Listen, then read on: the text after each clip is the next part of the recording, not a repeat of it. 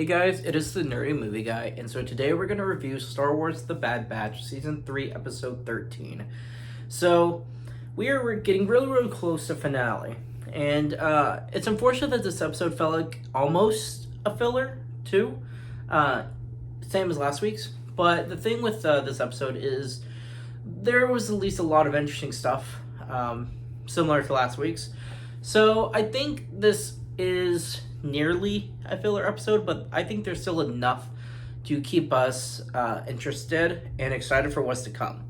So in this episode, there's just not a lot that happens. Unfortunately, there's less that happens than in the last one. However, they are one step closer to Tantus in this episode, so there is a good takeaway from it. In this one, we get to see Omega being integrated into her new life with these Force-sensitive children. And it's just really sad to see because, you know, the Empire is just peeling these kids from their lives, regardless of, even though they can't really fight or don't pose a threat, but they're taking them anyway for their blood because that's all Palpatine really cares about. And I like that the show is sort of encompassing Palpatine's evil side again, unlike what happened in The Rise of Skywalker, where it's just sort of bland. There's no substance to its return, and there was no point for it.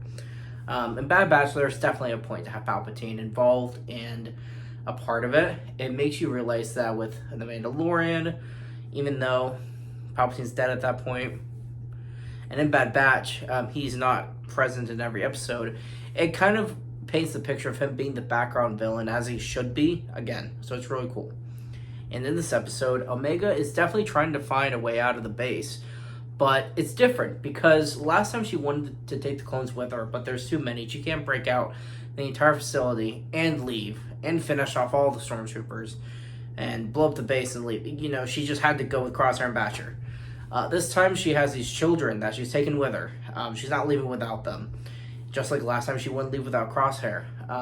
Omega constantly looks out for others before herself. And I think that's part of her maturity that we've seen over the past 3 seasons. And it's just really cool to see that steady maturity still growing constantly.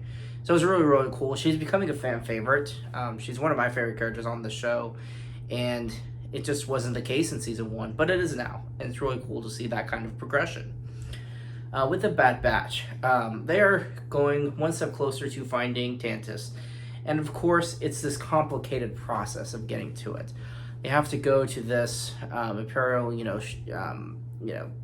base, and they have to go to a certain shuttle, but they can only learn which shuttle based off a terminal in this base, and that shuttle doesn't know the coordinates until right before it takes off into hyperspace. So it's this super complicated way of getting to Tantus, which Palpatine likes his puzzles, because we see,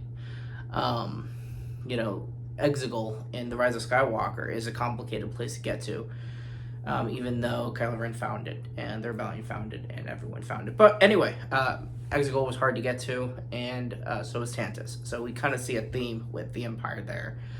Or at least right now the Empire has strongest before Jedi come back to fight Vader and ultimately Palpatine himself. And so in this episode, while the Bad Batch and Rampart, still a part of the crew, begrudgingly for now, with an addition to Echo joining the team, we see them sort of push toward finding the location of Tantus, because that's really all that matters to these guys right now, to our core characters. And there's just the little details that's just sort of cool to see. There's Admiral Rampart's handed a captain's uniform, and he's telling Hunter he can't wear it. It's captain's uniform. He was an admiral. And they're just telling him, he's been demoted. So it's just, the comedy is steady with this series and this season, especially. So it's really cool to see that. Not only does Rampart get a new sleek look, the rest of the batch do as well, including Echo. They all have, they stripped down their armor. So it's basically just this full black with white trimmed armor. And to be honest, it kind of reminds me of the Clone Operative. With the black and white color scheme. So if it does turn out to be Tech, his armor is already matching. So, we'll see what happens with that. But I really do love the stripped armor design. I think it's definitely something marketable for Disney to put out maybe new figures, new Lego minifigures, new helmets, even though they've yet to make Helmet of the Bad Batch. So it's just very marketable. It's a new sleek look. It's something new and different, darker, which goes with the darker tone as we march toward this finale. So that was really cool to see. I love the new armor, Rampart's new armor design, Omega's new attitude. Everything is just really coming full circle, not only for the season, but as a series as a whole.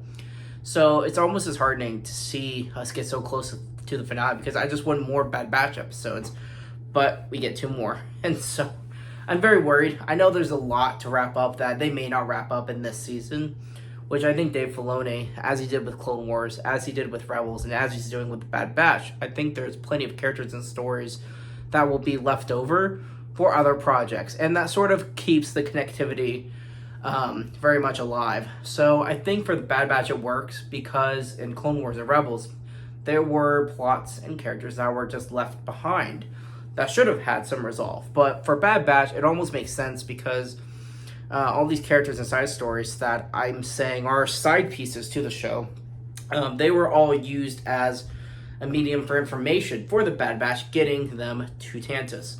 So for the season, I don't really think there's any characters or stories left behind, because the focal point of the season has been to find Tantus. One, to find Omega earlier in the season, and now to do so again. So overall, I don't think there are characters being left out or stories unresolved. I think there's a lot that are being left open for maybe another series or a character's return. But overall, I think for the most part, what needs to be cleaned up and wrapped up is being done so. So I'm excited for these next 2 episodes. I know it's going to be an emotional finale, be an emotional reunion between Omega and the others, and hopefully Crosshair this time. It's funny because I'm seeing these memes online that people have, Omega has given a hug to every member of the Bad Batch except Crosshair. So I'm thinking maybe we'll see that in the finale. So who knows? We'll see. I'd hate to see any of the Bad Batch members, perish before seeing Omega again. I think it's a very real possibility. So we'll find out. I'm very nervous. Almost as nervous as this episode's final few seconds. It was such a nail-biting finale to this episode. It was just a very intense final minute. And so, but it is exciting to see that looks like they will get to Tantus. I think Tantus will be the central location for episode 14 and 15. So we'll see where it goes from here. Thank you guys for watching. Keep it digging.